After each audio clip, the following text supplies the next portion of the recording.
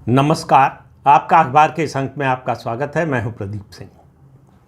मैंने 2 दिन पहले वीडियो बनाया था कि कैसे 2 सरकारी आदेशों ने नैरेटिव बदल दिया, विमर्श बदल दिया। अब इस विमर्श को सस्टेन रखने की ज़रूरत है, इसको आगे बढ़ाने की ज़रूरत है। और ये विमर्श क्या हो, देखिए, बीजेपी का विमर्श जब तक राष्ट्रवाद हिंदुत्व नहीं होगा तब उसके लिए मुश्किल होगी। जब भी राजनीति जाति पर जाएगी, बीजेपी चाहे जितना अच्छा सामाजिक समीकरण बना ले, उसके लिए मुश्किल होगी। उसका सामाजिक समीकरण जब हिंदुत्व और राष्ट्रवाद के साथ मिलता है तो वो बड़ा प्रभावी बन जाता है। जो हमने 4 चुनावों में देखा, खासतौर से उत्तर प्रदेश के विधानसभा चुनाव का भी जिक्र करते हुए कह रहा हूँ, 2014, 2017, 2019 और 2022। 24 में इसमें जाति बड़ी हो गई, ज़्यादा प्रभावी हो गई और राष्ट्रवाद और हिंदुत्व का मुद्दा पीछे हो गया। और नतीजा क्या हुआ ये हमने देख लिया। तो अब ये समय, मेरे हिसाब से ये समय, जो गलतियाँ 2024 के चुनाव से पहले हुई, जिस तरह से पार्टी जातिवाद के पिच पर चली गई, जो उसकी पिच नहीं थी। मैं कह रहा हूँ कि आप याद कीजिए 3 फैसले सरकार के। एक फैसला जो है वो चुनाव से थोड़ा काफ़ी पहले लिया गया था, वो था मुलायम सिंह यादव को पद्म विभूषण देने का।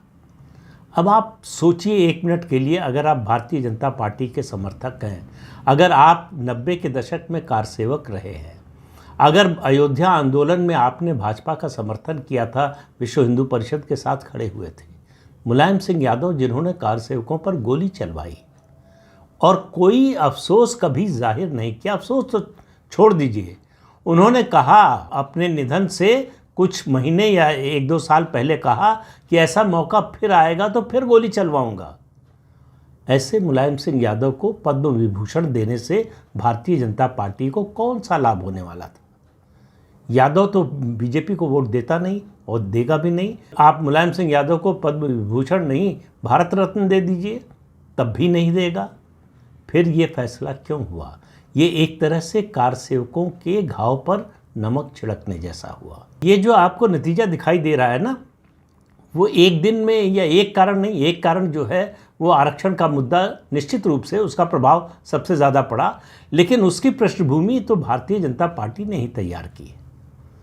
और 2 फैसले और 2 और लोगों को भारत रत्न दिया गया।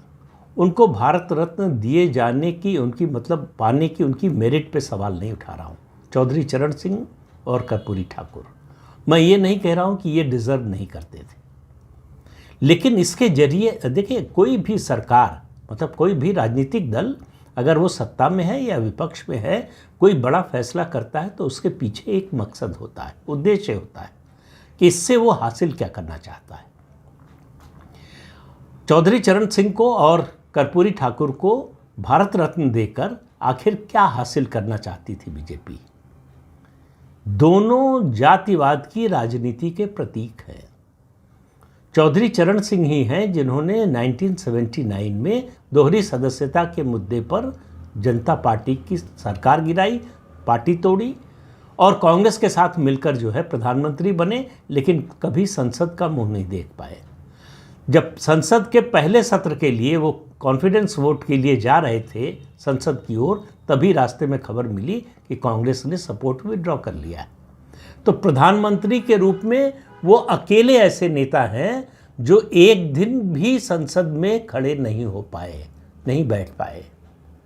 ये किया कांग्रेस पार्टी ने उनके साथ, और ये किया उन्होंने जनता पार्टी के साथ। इमरजेंसी के खिलाफ जो पूरा आंदोलन था, जो अभियान था, उसको पूरी तरह से पंक्चर कर दिया।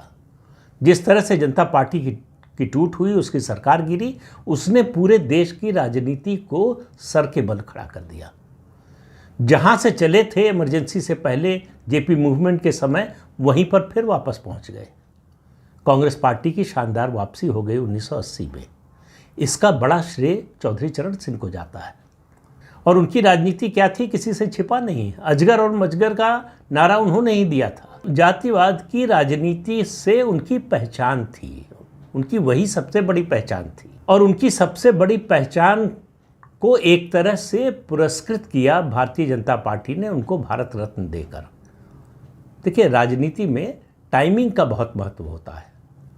यही भारत रत्न अगर 4 साल पहले दिया गया होता या इस चुनाव के बाद दिया जाता तो शायद उसका कुछ अलग संदेश जाता, लेकिन चुनाव से पहले ये भारत रत्न देकर उसके बाद कर्पूरी ठाकुर कभी जो है हिंदुत्व की राजनीति से जुड़े नहीं रहे। लाल कृष्ण आडवाणी, जिन्होंने जेपी के बाद, जयप्रकाश नारायण के बाद देश का आज़ादी के बाद का दूसरा सबसे सफल आंदोलन का नेतृत्व किया, उनको इन दोनों नेताओं के बाद भारत रत्न मिला। तो आप अपने कार्यकर्ता को क्या संदेश दे रहे थे, क्या बताने की कोशिश कर रहे थे? चौधरी चरण सिंह और कर्पूरी ठाकुर को भारत रत्न देने से भारतीय जनता पार्टी को क्या फायदा होने वाला था?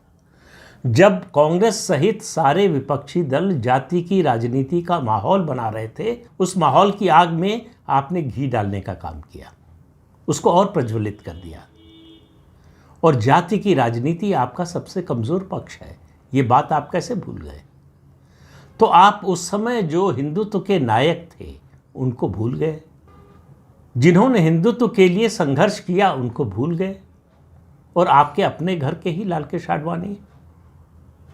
बाद में जब इस पर चर्चा शुरू हुई, भाजपा समर्थकों कार्यकर्ताओं की ओर से प्रतिक्रिया आने लगी, सोशल मीडिया पर चलने लगा, उसके बाद अब पता नहीं सोशल मीडिया के प्रभाव में दिया गया या खुद फैसला किया गया, ये मुझे मालूम नहीं है। इतना तो सच है कि ये जो भारत रत्न देने का 3 भारत रत्न देने का फैसला हुआ, उसमें पहला नाम लाल कृष्ण आडवाणी का नहीं था। तो भारतीय जनता पार्टी 2024 का लोकसभा चुनाव, जिसको कहते हैं खुली आंखों से गड्ढे में गिर जाना, वो काम किया। खुली आंखों से वो जातिवाद की राजनीति के उस ट्रैप में फंस गई जिसमें विपक्ष उसको फंसाना चाहता था। कायदे से होना क्या चाहिए था? कम से कम चुनाव से पहले तो ये कदम नहीं उठाना चाहिए था। उस समय भी बहुत से लोगों ने आलोचना की थी, लेकिन भारतीय जनता पार्टी को लग रहा था कि वो जातिवाद की राजनीति से विपक्ष का जो दबदबा है उसको ख़त्म कर देगी। आपने उसकी पहले आधार भूमि तैयार नहीं की। इस बदलाव के लिए आपने लोगों में जन जागरण नहीं किया, लोगों को तैयार नहीं किया। भारतीय जनता पार्टी की जो विचारधारा है उसके हिस्से नहीं है। आप एक नैरेटिव में बह गए कि हम अपनी विचारधारा के विरोधियों का भी सम्मान करते हैं, ये बड़ी अच्छी बात है, लेकिन हर चीज़ का एक अनुपात होता है। आपने प्रणब मुखर्जी को भारत रत्न दिया। प्रणब मुखर्जी का भारतीय जनता पार्टी की विचारधारा से क्या लेना देना है? जिंदगी भर कांग्रेसी रहे, भाजपा जनसंघ सबका विरोध किया, कभी किसी मुद्दे पर, हिंदुत्व के मुद्दे पर कभी किसी मौके पर समर्थन नहीं किया, और आपने एक तरह से 2012 में उनको राष्ट्रपति बनवाने में मदद की। यही बहुत बड़ी बात थी। तो उस समय एक बात समझी जा सकती थी कि सोनिया गांधी नहीं चाहती थी कि प्रणब मुखर्जी राष्ट्रपति बने। प्रणब मुखर्जी ने सोनिया गांधी को फोर्स किया। उन्होंने मुलायम सिंह यादव और ममता बनर्जी को मिलाया, और सोनिया गांधी और ममता बनर्जी की जो बातचीत हुई थी, निजी बातचीत थी, पहली बार ममता बनर्जी ने ऐसा किया कि आके प्रेस कॉन्फ्रेंस में बता दिया। उनकी सूची में पहला नाम हामिद अंसारी का है, जो उस समय उपराष्ट्रपति थे, उनको बनाना चाहती है। और ममता बनर्जी ने कहा, उन्होंने अपना बंगाल की राजनीति के हिसाब से दांव खेला कि वो जो है समर्थन करेंगी प्रणब मुखर्जी के नाम का। सोनिया गांधी को प्रणब मुखर्जी से ज़्यादा एपीजे अब्दुल कलाम के नाम को काटना था, और वो मैं पहले बता चुका हूँ कि एपीजे अब्दुल कलाम ही थे जिन्होंने सोनिया गांधी को प्रधानमंत्री 2004 में नहीं बनने दिया हुआ निमंत्रण पत्र वापस ले लिया, उसको स्टे कर दिया, कहा कि हम फिर से फैसला कर रहे हैं। तो सोनिया गांधी की उनसे चिढ़ बड़ी स्वाभाविक थी, और जब तक वो उसके बाद रहे 2004 में यूपीए की सरकार बनने के बाद 2007 तक उनको परेशान ही करती रही कांग्रेस पार्टी और उसकी सरकार। 2012 में वो इस बात के लिए तैयार हुए थे कि अगर विपक्ष सर्वसम्मति से उनको उम्मीदवार बनाए तो वो उम्मीदवार बनने को तैयार है। सोनिया गांधी को उनको नहीं बनने देना था, और प्रणब मुखर्जी को मालूम था कि सोनिया गांधी उनको कभी नहीं बनाएंगी, तो उन्होंने 2 बिजनेस हाउसेस का सहारा लिया। जेडीयू और शिवसेना के जरिए इन दोनों को साधा और उसके बाद ममता बनर्जी और कांग्रेस के बीच जो रिफ्ट थी उसका फ़ायदा उठाया। मुलायम सिंह यादव के कांग्रेस विरोधी राजनीति का फ़ायदा उठाया और राष्ट्रपति बनने में उनकी भाजपा ने भी मदद की एक तरह से। उन प्रणब मुखर्जी को भारत रत्न उनकी किस उपलब्धि के आधार पर दिया गया, सिवाय इसके उसका एक राजनीतिक मकसद हो सकता है, वो थोड़ा समझ में आता है कि वो सोनिया गांधी को चिढ़ाने के लिए था, कांग्रेस पार्टी को चिढ़ाने के लिए था और कांग्रेस पार्टी को असहज करने के लिए था। और कांग्रेस पार्टी हुई भी, वो कभी सहज नहीं रह पाई जब तक प्रणब मुखर्जी देश के राष्ट्रपति रहे। तो उसका तो एक राजनीतिक मकसद समझ में आता है।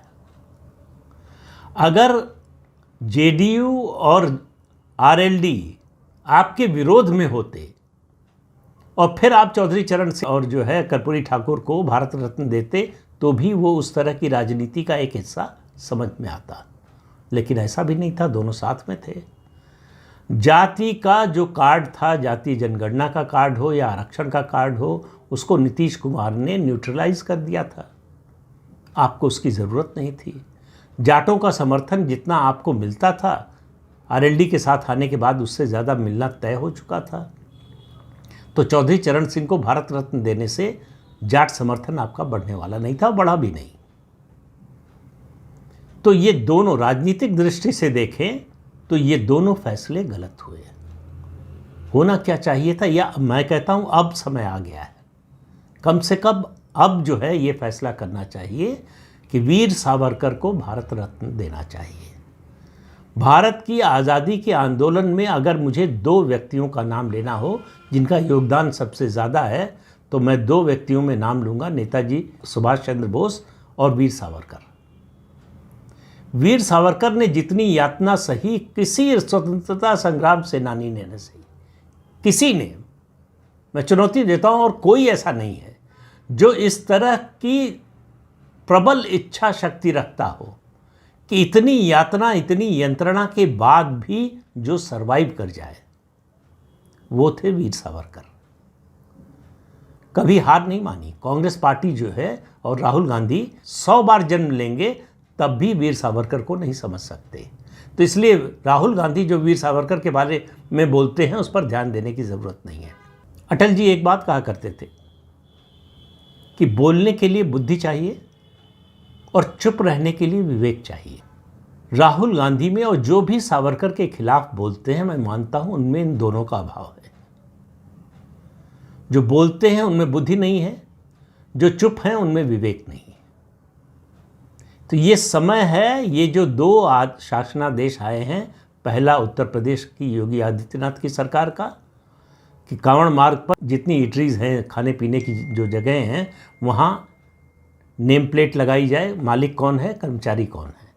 सुप्रीम कोर्ट का क्या फैसला आया उस पर ध्यान मत दीजिए। जो समाज को संदेश देना था उस आदेश से जा चुका है। सुप्रीम कोर्ट के जज कह रहे हैं कि वो केरल में जज थे, तो एक हिंदू वेजिटेरियन रेस्टोरेंट था और एक मुसलमान का था। मुसलमान वाले का सफाई का स्टैंडर्ड इंटरनेशनल था। अब आप सोचिए किस तरह की मानसिकता है।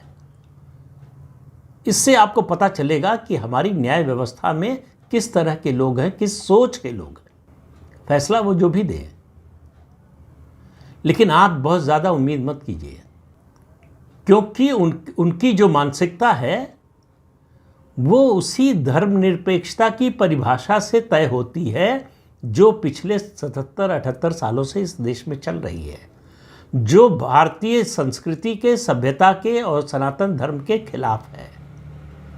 वो पश्चिमी कॉन्सेप्ट जो धर्मनिरपेक्षता का है उसी से वो संचालित होते हैं। उनकी नज़र में उत्तर प्रदेश सरकार का यह आदेश कभी सही नहीं हो सकता। केंद्र सरकार ने जो आदेश जारी किया है, सरकारी कर्मचारी जो है वो राष्ट्रीय स्वयंसेवक संघ की शाखाओं में शामिल हो सकते हैं। जो प्रतिबंध लगा था 1966 में कांग्रेस पार्टी की सरकार ने लगाया था उसको हटा लिया। वो भी मामला जल्दी ही सुप्रीम कोर्ट जाएगा, ये हो सकता है जा भी चुका हो, रेट फाइल हो चुकी हो।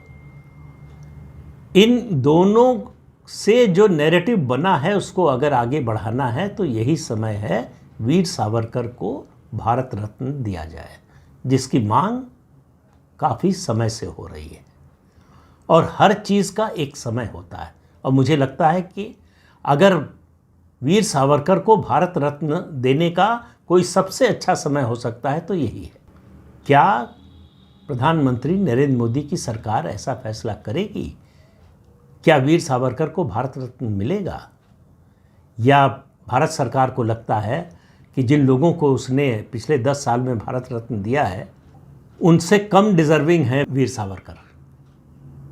भारत की आज़ादी का जो भी इतिहास लिखा जाएगा, बड़े से बड़ा वीर सावरकर विरोधी भी वीर सावरकर को इग्नोर नहीं कर सकता। सवाल ये है कि ये सरकार अभी तक क्यों कर रही है?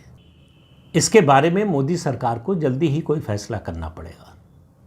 अगर इस नैरेटिव को, अगर सनातन के नैरेटिव को, अगर राष्ट्रवाद के नैरेटिव को आगे बढ़ाना है, अगर विभाजन विभीषिका दिवस मनाना है, अगर जो कॉलोनियल हैंगओवर है उसको ख़त्म करना है, तो वीर सावरकर को भारत रत्न देकर उसकी शुरुआत या एक मजबूत कदम उठाया जा सकता है।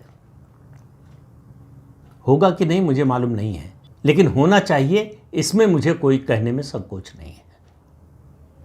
तो इस अंक में इतना ही। अगले अंक में फिर मिलेंगे किसी नए मुद्दे के साथ। तब तक के लिए अनुमति दीजिए। आपसे अनुरोध है कि ये चैनल देखिए, शेयर कीजिए, लाइक कीजिए और सब्सक्राइब जरूर कीजिए। नमस्कार।